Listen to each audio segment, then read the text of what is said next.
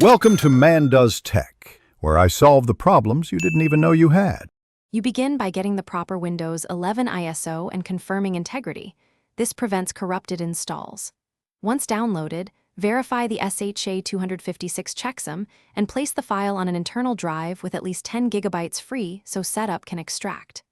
Next, mount the ISO in File Explorer, right-click and run Setup. EXE as administrator. You will be prompted immediately for upgrade options. Follow on-screen prompts to check for updates, then proceed. This gets the process started safely and efficiently. You now pick how Windows installs. When prompted, choose Keep Personal Files and Apps to preserve settings.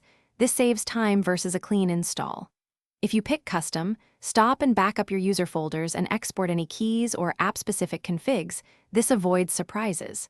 Make sure your laptop is plugged in and connect to a stable network so setup can download drivers and updates. Once done, the installer will copy files, expand features, and prepare drivers. Expect several automated reboots during this phase. When setup finishes, you will walk through final prompts and sign in. Make sure Windows shows activated in settings, then run Windows Update to fetch post-install patches. Check Device Manager for driver warnings and install vendor drivers where necessary.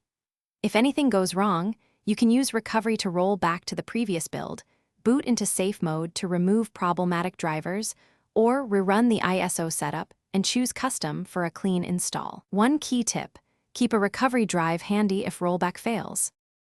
Thanks for watching. If you found this helpful, don't forget to like and subscribe.